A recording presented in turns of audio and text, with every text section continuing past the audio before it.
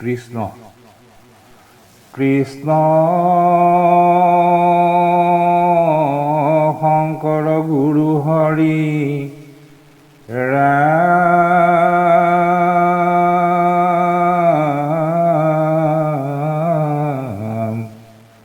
কৃষ্ণ শংকৰ গুৰু হৰি ৰাম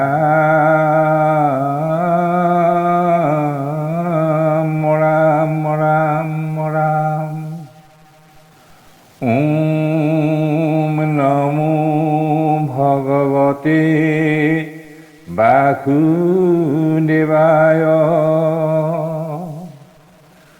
ওম নমো ভগৱতে বাসুদেৱায় ওম নমো ভগৱতে বাসুদেৱায়।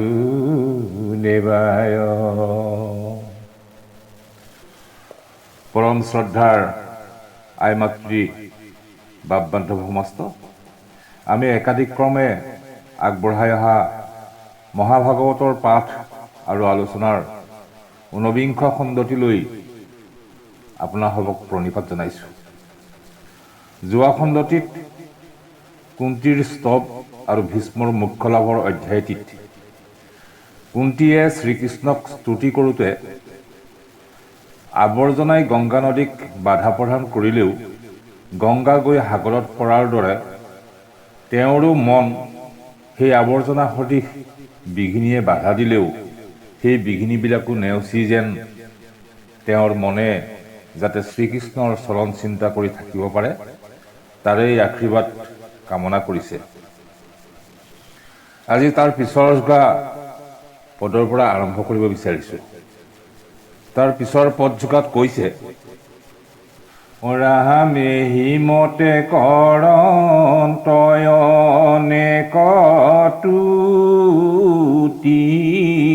নতি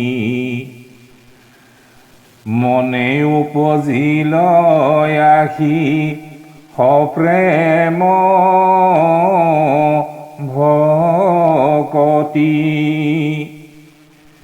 শিহৰি হৰিৰ নীৰ বহে বিশ্ৰান্ত কৃষ্ণৰ আগত পৰি কুন্তী কান্দিলন্ত এহি মতে কৰন্ত অনেক তুতি নতি মনে উপজিল আহি সপ্ৰেম ভকতি।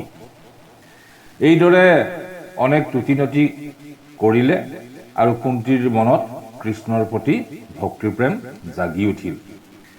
শিহৰি হৰিৰ নীৰ বহে অবিশ্ৰান্ত কৃষ্ণৰ আগত পৰি কুন্তী কান্দিলন্ত। ভক্তিৰ প্ৰেমত কুন্তীৰ গা শিহৰি উঠিল আৰু হৰিৰ তিতি যোৱাকৈ চকুৰ পানী একেৰাহে বৈ থাকিল, আৰু এইদৰেই কৃষ্ণৰ আগত পৰি কুন্তীয়ে কান্দি থাকিল। অৰ্থাৎ কুন্তীয়ে কৃষ্ণক অনেক তুতি নাতি কৰিলে, আৰু এইদৰেই তুতি নাতি কৰি থাকোঁতেই কুন্তীৰ মনত কৃষ্ণৰ প্ৰতি গভীৰ প্ৰেম জাগি উঠিল, আৰু কুন্তীৰ গোটেই শৰীৰ শিহৰি উঠিল, আৰু গোটেই শৰীৰ চকুৰ পানীয়ে তিয়াই পেলালে। এইদৰেই কুন্তীয়ে কৃষ্ণৰ আগত পৰি কান্দি থাকিল। পৰম ভকতি দেখি জগত নিবাস এহি শোক বুলি হাসি কৰিল শ্বাস নযায় বুদ্বাৰকা বুলি পালতিলা হৰি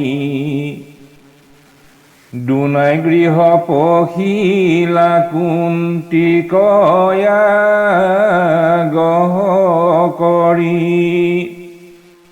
পৰম ভকতি দেখি জগত নিবাস এহি শৌক বুলি হাঁহি কৰিলা আশ্বাস। পৰম ভকতি অৰ্থাৎ অতি উত্তম ভকতি অৰ্থাৎ শ্ৰেষ্ঠ ভকতি। এই শ্ৰেষ্ঠ ভকতি দেখি জগত নিবাস অৰ্থাৎ যাৰ হৃদয়ত বা যাৰ উদৰত গোটেই চৰাচৰ জগতখনেই বাস কৰে, সেইজন কৃষ্ণই মিচিকিয়াই হাঁহি ক'লে, এয়াই হওক অৰ্থাৎ এতিয়াই নাযাওঁ বুলি কুন্তীক আশ্বাস দিলে। নযায়বো দ্বাৰকা বুলি পালতিলা হৰি, দুনাই গৃহ পখিলা কুন্তীক আগ কৰি। দ্বাৰকালৈ নাযাওঁ বুলি হৰি অৰ্থাৎ কৃষ্ণ ঘূৰি আহিলে আৰু কুন্তীক আগ কৰি পুনৰ গৃহত প্ৰৱেশ কৰিলে। অৰ্থাৎ শ্ৰীকৃষ্ণই যাক জগত নিবাস বুলিও কোৱা হয়, তেওঁ তেওঁৰ প্ৰতি অতি উত্তম বা শ্ৰেষ্ঠ ভকতি দেখি এয়াই হওক বুলি হাঁহি হাঁহি আশ্বাস দিলে আৰু দ্বাৰকালৈ এতিয়াই নাযাওঁ বুলি কৈ উলটি কুন্তীক আগ কৰি গৃহৰ ভিতৰত প্ৰৱেশ কৰিলে। ৰাম দুনাই যাবে শান্ত স্ত্ৰী হবক প্ৰবুধি, কাতৰ কৰিয়া ৰাজা থাকিলা নিৰোধি। ৭-৮-২ অধ্যায়ৰ কথা গৈল, ভীষ্ম মুখ্য উৎসৱ কহিবে সুতে লৈল।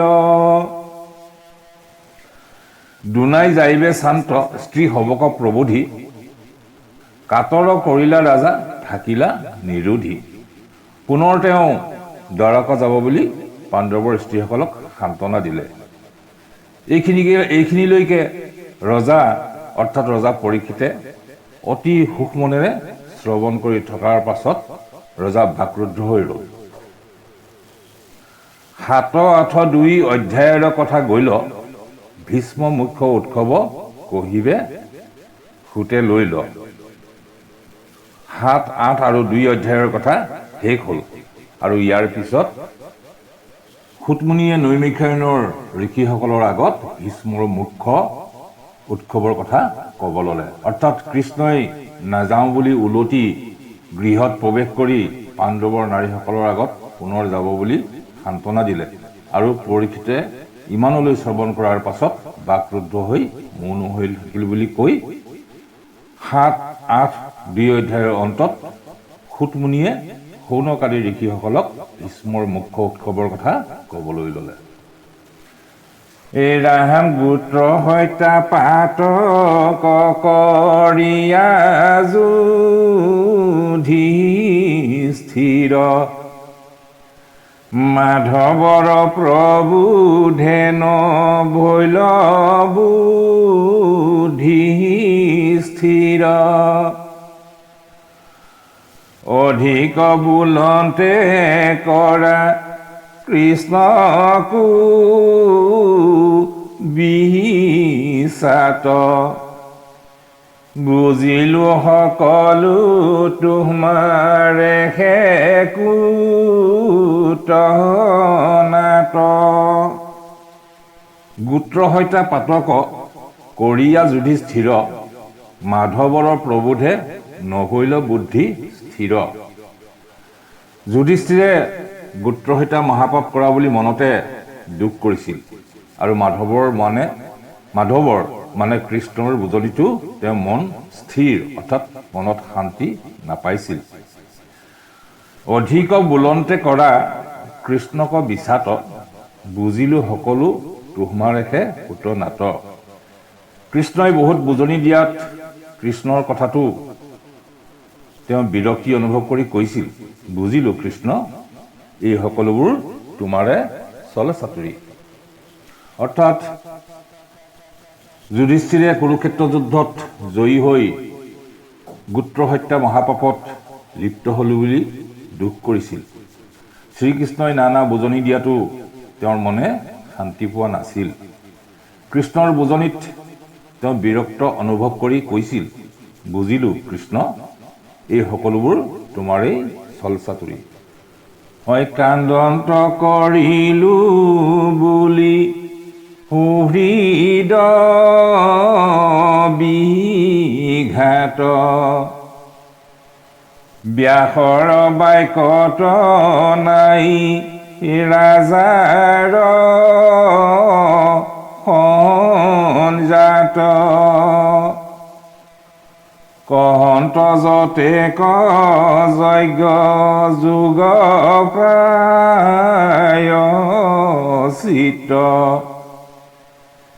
নুহি শান্ত তথাপিতো নৃপতিৰ চিত্ত। কান্দন্ত কৰিলো বুলি সুহৃদ বিঘাতত, ব্যাসৰ বাক্যত নাই ৰাজাৰ সংযত। সুহৃদ অৰ্থাৎ প্ৰিয়জনৰ অনিষ্ট কৰিলো বুলি ৰজা যুধিষ্ঠিৰে কান্দিব ধৰিলে। আৰু ব্যাসহেন ঋষিৰো বুজনিত পতিয়ন নগল। কহন্ত যতেক যজ্ঞ যোগ প্ৰায়চিত্ত, নুহি শান্ত তথাপিতো নৃপতিৰ চিত্ত। অৰ্থাৎ ব্যাসদেৱে প্ৰায়চিত্ৰৰ বাবে নানা যাগ যজ্ঞৰ উপদেশ দিলে, তথাপিতো ৰজা যুধিষ্ঠিৰৰ মন শান্ত নহল। অৰ্থাৎ ৰজা যুধিষ্ঠিৰে প্ৰিয়জনৰ বংশ পৰিয়ালৰ অনিষ্ট কৰিলো বুলি কান্দিবলৈ ধৰাত ঋষি ব্যাসে যাগ যজ্ঞ কৰি প্ৰায়চিত্ত কৰিবৰ বাবে উপদেশ দিয়াটো ব্যাসৰ কথাত পতিয়ন নগল। আৰু ৰজা যুধিষ্ঠিৰে চিত্তত শান্তি অনুভৱ নকৰিলে। ৰাম ঈশ্বৰৰ ইচ্ছা কোনে কৰিবে নিৰোধ, ভীষ্মৰ মুখে সেয়াঙ্ক কৰাইব প্ৰবোধ, হেন মনে মানসন্তে ঈশ্বৰ মাধৱে, গৈলা কুৰুক্ষেত্ৰ কপাণ্ডৱ বান্ধৱে। ঈশ্বৰৰ ইচ্ছা কোনে কৰিব নিৰোধ, ভীষ্মৰ মুখে আংক কৰাইব প্ৰবোধ। ঈশ্বৰৰ ইচ্ছা কোনে বাধা দিব পাৰিব? ভীষ্মৰ মুখেৰেই এওঁক সান্তনা দিয়াৰ ব্যৱস্থা কৰা হওক। হেন মনে মানসন্তে ঈশ্বৰ মাধৱে, গৈলা কুৰুক্ষেত্ৰক পাণ্ডৱ সবান্ধৱে। সেই বুলি মনতে মানস কৰি ঈশ্বৰ মাধৱে মানে শ্ৰীকৃষ্ণই পাণ্ডৱক সবান্ধৱে কুৰুক্ষেত্ৰলৈ লৈ গ'ল, য'ত পিতামহ ভীষ্ম শৰশয্যাত পৰি আছে। অৰ্থাৎ ঈশ্বৰৰ ইচ্ছাত কোনে বাধা দিব পাৰে?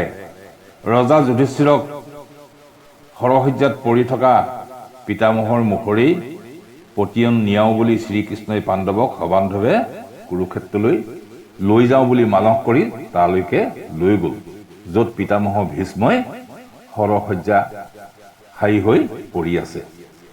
বাপ বান্ধৱ আই সমস্ত, এইখিনিতে পিতামহৰ ভীষ্মৰ কথা ওলাইছে যেতিয়া তেওঁৰ বিষয়ে অলপ জানো আহকচোন। এতিয়া কথা হ'ল, ভীষ্মনো আচলতে কোন? পূৰ্বজন্মত তেওঁ কোন আছিল? তেওঁ মানৱ শৰীৰ কিয় ধাৰণ কৰিবলগীয়া হ'ল? আৰু তেওঁৰ ইচ্ছা মৃত্যুৰ বৰ কাৰ পৰা পাইছিল? আমি সকলোৱে জানো ভীষ্ম হ'ল কুৰুবংশৰ ৰজা শান্তনু আৰু গংগাৰ পুত্ৰ। ভীষ্ম আচলতে কোন সেই কথা জানিব হ'লে তেওঁৰ পিতৃ শান্তনুৰ পৰম ৰহস্যময় জন্ম কাহিনীৰ পৰা আৰম্ভ কৰিব লাগিব। ইক্ষ্বাকু বংশত মহাবিষৱ নামৰ এজন ৰজা আছিল। মহাবিষৱে বহুত যজ্ঞ কৰি সেই যজ্ঞৰ পুণ্যৰ ফলত স্বৰ্গৰ দেৱতাসকলৰ সমান প্ৰতিপত্তি হৈছিল আৰু দেৱতাসকলৰ লগৰীয়া হৈ অৰ্থাৎ দেৱতাসকলৰ বন্ধু হৈ দেৱ সমাজত উঠা বহা কৰিব পৰা যোগ্যতা অৰ্জন কৰিছিল। দেৱতাসকলে তেওঁক স্বৰ্গতে তেওঁলোকৰ লগতে থকাৰ স্থান দিছিল। এদিনাখন তেওঁ আন কেইজনমান দেৱতাৰ সৈতে লগ লাগি ব্ৰহ্মাৰ ওচৰলৈ গৈছিল। সেই সময়তে নদী শ্ৰেষ্ঠা দেৱী গংগাও তাতে আছিল। তেওঁলোকে ব্ৰহ্মাৰ লগত আলাপ কৰি থকা অৱস্থাতে দেৱী গংগাই তেওঁলোকৰ আগেদি পাৰ হৈ গ'ল। দেৱী গংগাই তেওঁলোকৰ আগেৰে পাৰ হওঁতেই এচাটি মলয়া বতাহৰ প্ৰভাৱত দেৱী গংগাৰ গাত থকা জিলজিলীয়া পাতল কাপোৰখন খহি পৰিল। সেই দৃশ্য দেখি দেৱতাকেইজনে তললৈ মুখ কৰিলে, কিন্তু মহাবিষৱে গংগাৰ অনিন্দ সৌন্দৰ্য পান কৰি গংগাৰ ফালে চাই থাকিল। ব্ৰহ্মাই সকলোবিলাক লক্ষ্য কৰি আছিল। মহাবিষৱৰ নীলাজ ব্যৱহাৰত অসন্তুষ্ট হৈ ব্ৰহ্মাই শাপ দি ক'লে, তুমি পৃথিৱীত জন্মগ্ৰহণ কৰাগৈ, পাছত স্বৰ্গলৈ উভতি আহিবা। গংগাকো ব্ৰহ্মাই শাপ দি ক'লে, তুমিও পৃথিৱীত মানৱী জন্ম লোৱাগৈ। মহাবিষৱে স্থিৰ কৰিলে তেওঁ কুৰুবংশৰ ৰজা প্ৰতিপৰ পুত্ৰ হৈ জন্মগ্ৰহণ কৰিব। ইফালে গংগায়ো শাপ পাই উভতি আহোঁতে মহাবিষৱৰ ৰূপ গুণৰ কথাকে বাটে বাটে ভাবি আহিছিল। বাটতে দেখা পালে যে বসু নামৰ 8জন দেৱতা অথালি পথালিকৈ নিথৰ হৈ পৰি আছে। তেওঁলোকনো সেই অৱস্থা কিয় হ'ল গংগাই জানিব বিচাৰিলে। বসুকেইজনে ক'লে, অতি সামান্য অপৰাধতে ঋষি বশিষ্ঠই আমাক শাপ দিছে। আমি যেন মানুহৰ ৰূপ লৈ পৃথিৱীত জন্ম লওঁগৈ, কিন্তু আমি কোনো মানৱীৰ গৰ্ভত জন্ম ল'ব খোজা নাই। গতিকে আপুনিয়ে আমাক আপোনাৰ পুত্ৰৰূপে জন্ম দিয়ক। আমি স্থিৰ কৰিছোঁ মহাৰাজ প্ৰতিপৰ পুত্ৰ শান্তনুৱেই আমাৰ পিতৃ হওক। জন্ম হোৱাৰ লগে লগেই আপুনি আমাক নৈত উটুৱাই থৈ আহিব, তেতিয়া আমি মুক্তি পাম। তেতিয়া গংগাই উত্তৰ দিলে, তোমালোকৰ কথা মানিলোঁ বাৰু, মোৰো কিন্তু এটা কথা মানিব লাগিব। মোৰ এজন পুত্ৰ জীয়াই থাকিব লাগিব, যাতে শান্তনুৰ লগত মোৰ সম্বন্ধ বিফলে নাযায়।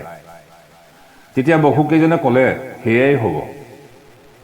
আমি প্ৰত্যেকজনেই আমাৰ গুণৰ গৰিমাৰ 8 ভাগৰ এভাগকৈ এজনক দান দিম। সেইখিনিৰে সৈতে আমাৰ যিজন জীয়াই থাকিব তেওঁ আপোনাৰ যশ কীৰ্তি যুগমীয়া কৰিব। আৰু এটা কথা, তেওঁ কিন্তু নিঃসন্তান হৈ ৰ'ব লাগিব। তাৰ পাছত এদিন ৰজা প্ৰতীপে গংগাৰ পাৰত বহি ধ্যান কৰি আছিল। এনেতে গংগাই এগৰাকী ৰূপৱতী মনোমোহা নাৰীৰ বেশ লৈ পানীৰ পৰা উঠি আহি মহাৰাজ প্ৰতীপৰ কোলাত বহি ল'লেহি। মহাৰাজ প্ৰতীপে সুধিলে, আইটি তোমাক কি লাগে? গংগাই ক'লে, মহাৰাজ, মই আপোনাকে বিচাৰিছোঁ, আপুনি মোক গ্ৰহণ কৰক। ৰজাই তেতিয়া ক'লে, আইটি তুমি মোৰ বাওঁ কৰঙনত নবহি সোঁ কৰঙনত বহিলাহি। এয়া পুত্ৰ কন্যা আৰু পুত্ৰবধূৰহে স্থান। গতিকে যেতিয়া মোৰ পুত্ৰ সন্তান উপজিব, তোমাক বাৰু মোৰ বোৱাৰী কৰি আনিম। গংগা গুচি গ'ল। যথাসময়ত ব্ৰহ্মাৰ শাপগ্ৰস্ত মহাবিষৱে ৰজা প্ৰতীপৰ পুত্ৰৰূপে জন্মগ্ৰহণ কৰিলে। তেওঁৰ নাম ৰখা হ'ল শান্তনু। শান্তনুৰ এটা গুণ আছিল যে তেওঁ কোনোবা জৰাগ্ৰস্ত মানুহক হাতেৰে স্পৰ্শ কৰিলেই সিজনে যৌৱন উভতাই পায়। শান্তনুৰ যেতিয়া বিয়াৰ উপযুক্ত বয়স হ'ল, পিতৃ প্ৰতীপে তেওঁক ক'লে, বোপা, তোমাৰ কাৰণে কোন কাহানী বা এগৰাকী অতি ৰূপৱতী কন্যা মোৰ ওচৰত আহিছিল।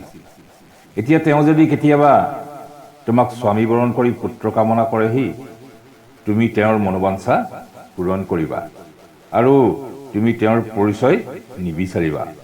লগতে তেওঁৰ কোনো কামতে তুমি বাধা নিদিবা। এইদৰে উপদেশ দি ৰজা প্ৰতীপ পুত্ৰক সিংহাসনত বহুৱাই বনবাসী হ'ল। শান্তনু ৰাজসিংহাসনত বহিল। এদিন ৰজা শান্তনুৱে গংগাৰ পাৰত জোৰ লৈ ফুৰোতে এগৰাকী অতি ৰূপৱতী ৰমণী দেখা পালে। ৰূপত মুগ্ধ হৈ শান্তনুৱে সুধিলে, তুমি কোন? দেৱী নে দানৱী? অপ্সৰী নে মানৱী? তুমি মোৰ মহিষী হবানে? গংগাই উত্তৰ দিলে, মহাৰাজ, মই এটা চৰ্তত আপোনাৰ মহিষী হ'ব পাৰোঁ। ভালেই হওক বা বেয়াই হওক, আপুনি মোক কোনো কামতেই বাধা দিব নোৱাৰিব। শান্তনুৱে গংগাৰ চৰ্ত মানি লৈ গংগাক মহিষী কৰি ল'লে। এইদৰে শান্তনুৰ দিনবোৰ সুখ শান্তিৰেই যাব ধৰিলে। মাথোন তেওঁৰ এটাই দুখ, এটি এটিকৈ কেইবাটিও পুত্ৰ উপজিল, কিন্তু উপজাৰ লগে লগেই মহিষীয়ে সেই পুত্ৰক পানীত উটুৱাই থৈ আহেগৈ। শান্তনুৱে মনে মনে চকুলো টোকে যদিও একো ফুটাই নকয়। অৱশেষত তেওঁৰ অষ্টম পুত্ৰই জন্ম পালে। মহিষীয়ে আগৰ দৰেই সন্তানটিক উটাই থৈ আহিবলৈ ওলাই আহিল। শান্তনুৱে আগচি ধৰি ক'লে, পুত্ৰঘাতিনী, তুমি কোন? বাৰে বাৰে তুমি এইদৰে মহাপাপ কৰিছা, এইবাৰ নিৰস্ত হোৱা। তেতিয়া মহিষী গংগাই উত্তৰ দিলে, আপুনি যদি এই পুত্ৰক ৰাখিব বিচাৰিছে ৰাখক, কিন্তু মোৰ লগত আপোনাৰ সম্বন্ধৰো ওৰ পৰিল। তাৰ পাছত গংগাই সকলোবিলাক ভাঙি পাতি শান্তনুক ক'লে। শান্তনুৱে তেতিয়াহে জানিলে যে তেওঁৰ মহিষী আচলতে গংগা, আৰু তেওঁৰ প্ৰতিজন পুত্ৰই একোগৰাকী বসু। তেতিয়া গংগাই ক'লে, এদিন পৃথু আদি অষ্টবসুৱে সুমেৰু পৰ্বতৰ কাষত থকা ঋষি বশিষ্ঠৰ তপোবনত ফুৰিব আহিছিল। ঋষি বশিষ্ঠৰ নন্দিনী নামৰ এজনী কামধেনু আছিল। কামধেনুজনীৰ অনেক গুণ, যেয়ে তাইৰ গাখীৰ খায় সেয়ে স্থায়ী যৌৱন প্ৰাপ্ত হৈ 1000 বছৰ জীয়াই থাকিব পাৰে। সেই কথা জানি দু নামৰ বসুগৰাকীৰ পত্নীয়ে স্বামীক জেউৰ ধৰিলে, অৰ্থাৎ খাটনি ধৰিলে। পৃথিৱীত মোৰ এজনী সখী আছে, অনিক ৰজাৰ জীয়েক জিতৱতী। মই এই কামধেনুজনীক তাইক উপহাৰ দিব বিচাৰোঁ। পত্নীৰ অনুৰোধ পেলাব নোৱাৰি দু আৰু বসুসকলে নন্দিনীক হৰণ কৰিলে। ঋষিয়ে আহি আশ্ৰমত নন্দিনীক নেদেখি বাউল হ'ল। দিব্য দৃষ্টিৰে সকলো ঘটনা জানি বসুসকলক শাপ দিলে, যিবিলাকে মোৰ কামধেনু চুৰ কৰি নিছে সিহঁত মানুহ হৈ জন্মিব। বসুসকলে নন্দিনীক উভতাই দি বশিষ্ঠৰ ওচৰত ক্ষমা খুজিলে। বশিষ্ঠই ক্ষমা কৰি ক'লে, মোৰ কথা অথলে নাযায়। যিয়েই নহওক, তোমালোক সকলোৰে এজন এজনকৈ প্ৰত্যেক বছৰে সাপমুক্ত হ'বা, কিন্তু ঘাই জগৰীয়া দুবসু নিজৰ কৰ্মৰ বাবে বহুত দিন পৃথিৱীত থাকিব লাগিব। তেওঁ ধাৰ্মিক, ধৰ্মশাস্ত্ৰ বিশাৰদ আৰু পিতাৰ হিতৈষী আৰু ব্ৰহ্মচাৰী হ'ব। শেষত গংগাই জনালে, হে মহাৰাজ, এই অভিশপ্ত বসুসকলৰ অনুৰোধ মৰ্মেই তেওঁলোকৰ প্ৰত্যেককে এজন এজনকৈ নদীত জলাঞ্জলি দিছিলোঁ। মাথো এই অষ্টম পুত্ৰ, যিজন আচলতে দুবসু, তেওঁ বহুত দিন পৃথিৱীত জীয়াই থাকিব। তেওঁ পুণ্য অৰ্জন কৰি পুনৰ স্বৰ্গলৈ উভতি যাব। এই বুলি কৈ গংগাই অষ্টম পুত্ৰটি লৈ অদৃশ্য হ'ল। বাপবান্ধৱ আই সমস্ত, গংগাৰ এই অষ্টম পুত্ৰ দুবসু, তেওঁৱেই হ'ল দেৱব্ৰত বা ভীষ্ম। এতিয়া কথা হ'ল, দুবসু বা দেৱব্ৰতে ভীষ্ম নাম কেনেকৈ পালে? গংগাই শান্তনুৰ লগত সম্বন্ধ ছেদ কৰি গুচি যোৱাৰ পিছত শান্তনুৱে অকলশৰীয়া যেন অনুভৱ কৰিলে। এদিন শান্তনু যমুনা নদীৰ পাৰত ফুৰি আছিল। এনেকুৱাতে হঠাৎ তেওঁৰ নাকত এটি ধুনীয়া গোন্ধ লাগিল। গোন্ধৰ পম খেদি এজনী ধুনীয়া ছোৱালী লগ পালে।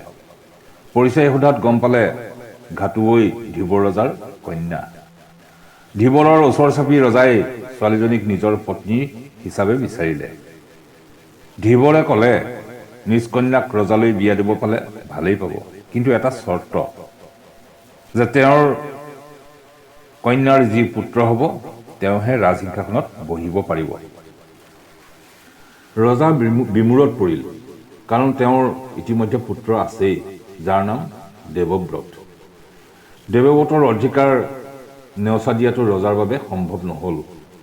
সেয়ে ৰজাই বিফল মনেৰে ৰাজধানীলৈ ঘূৰি আহি সদায় চিন্তিত মনেৰে থকা হ'ল। দেৱব্ৰতে কথাটো লক্ষ্য কৰি পিতাকক সুধিলে, হে পিতা, ৰাজ্যত দেখোন সকলো ঠিকেই আছে, কোনো বিপদবিঘিনি দেখা নাই, তথাপিতো তোমাৰ বিষণ্ণতাৰ কাৰণ কি? শান্তনুৱে উত্তৰ দিলে, বোপা, মোৰ বংশ বুলিবলৈ কেৱল তুমিয়েই আছা। তুমি দিনে নিশাই কেৱল অস্ত্ৰ চৰ্চাতেই ব্যস্ত। যদি কেনেবাকৈ তোমাৰ কিবা অঘটন ঘটে, মোৰ দেখোন বংশ লোপ পাব। তুমি মোৰ বাবে শতপুত্ৰৰো অধিক। সেইবাবে মই বংশবৃদ্ধিৰ উদ্দেশ্যে আকৌ বিবাহ কৰাৰো পক্ষপাতি নহয়, ইচ্ছাও নাই। কিন্তু বেদজ্ঞসকলৰ সিদ্ধান্ত হ'ল পুত্ৰ নথকা আৰু এটিমাত্ৰ পুত্ৰ থকা একেই কথা। এই চিন্তাই মোক জুৰুলা কৰিছে। দেৱব্ৰতে পিতৃৰ এনে অৱস্থাৰ কাৰণে বৃদ্ধ মন্ত্ৰীৰ ওচৰ চাপিল। পিতাকৰ কিয় এনে মনৰ অৱস্থা বুজ ল'লে। মন্ত্ৰীৰ মুখে সকলো কথা গম পাই দেৱব্ৰত ধীবৰ ৰজাৰ ওচৰ চাপিল আৰু পিতৃৰ বাবে জীয়েকক বিচাৰিলে। ধীবৰ ৰজাই তেওঁৰ চৰ্তৰ কথা জনালে। তেতিয়া দেৱব্ৰতে ক'লে, তেনেহ'লে মই প্ৰতিজ্ঞা কৰিছোঁ, শুনক, মই কেতিয়াও পিতাৰ সিংহাসন দাবী নকৰোঁ। আপোনাৰ কন্যাৰ গৰ্ভত যি পুত্ৰ উপজিব তেওঁৱেই পিতাৰ সিংহাসন পাব। ধীবৰ ৰজাই দেৱব্ৰতক অনেক প্ৰশংসা কৰিলে। ধীবৰ ৰজাই পুনৰ ক'লে, সেইটো হয়, কিন্তু তোমাৰ যি পুত্ৰ উপজিব তেওঁলোকলৈহে মোৰ ভয়। সিহঁতৰ আগত মোৰ নাতিপুতিবোৰ জানো তিষ্ঠিব পাৰিব? দেৱব্ৰতে সেই সমস্যাৰো সমাধান দি ক'লে, মই পোনতেই সিংহাসন ত্যাগ কৰিছোঁ। এতিয়া আৰু এটা প্ৰতিজ্ঞা কৰিলোঁ, মোৰ কোনো পুত্ৰই নোপোজে। আজিৰ পৰা মই চিৰন্তন ব্ৰহ্মচৰ্য পালন কৰিম। মই বিয়া বাৰু নকৰাওঁ। মোৰ পুত্ৰ নাথাকিলেও মই অক্ষয় স্বৰ্গ লাভ কৰিব পাৰিম। দেৱতাসকলে দেৱব্ৰতৰ প্ৰতিজ্ঞা শুনি আকাশৰ পৰা ঘনে ঘনে পুষ্পবৃষ্টি কৰিবলৈ ধৰিলে। সেইদিন ধৰি তেওঁ ভীষ্ম বুলি আন এটা নতুন নামেৰে জনাজাত হ'ল। এই প্ৰতিজ্ঞাৰ পাছত ধীবৰৰ কন্যাক আনি পিতাকক অৰ্পণ কৰি সকলো ঘটনা বিৱৰি ক'লে। ৰাজ্যৰ সকলো পাত্ৰমন্ত্ৰী আৰু প্ৰজাই তেওঁ গুণবখানি ক'লে, সঁচাকৈ এওঁ ভীষ্ম, মানে যিজনে ভীষণ দুঃসাধ্য সাধন কৰে। ৰজা শান্তনুৱে তেওঁৰ পুত্ৰক বৰ দি ক'লে, হে নিষ্পাপ, তোমাৰ মৃত্যু তোমাৰ ইচ্ছাৰ অধীন হৈ ৰ'ব। তুমি যিমান দিনলৈকে জীয়াই থাকিব খোজা সিমান দিনলৈকে মৃত্যুৱে তোমাক স্পৰ্শ নকৰে। বাপ বান্ধৱ বাই সমস্ত, এয়াই আছিল ভীষ্মৰ বিষয়ে জন্মৰ পৰা ভীষ্ম নাম পোৱালৈকে কাহিনীটি। চমুৱাই ক'লো যদিও যথেষ্ট দীঘলীয়া আৰু আমনিদায়ক হৈছে যেন অনুভৱ কৰিছে যদি অপৰাধ মাৰ্জনা বিচাৰিছোঁ। আপোনাৰ সমস্তকে সপৰিয়ালে সবান্ধৱে প্ৰভু ভগৱন্তই কুশলে ৰাখক, মংগল কৰক, তাৰে প্ৰাৰ্থনা জনাই আজিলৈ সামৰিছোঁ। কৃষ্ণ হৰি, ৰাম কৃষ্ণ।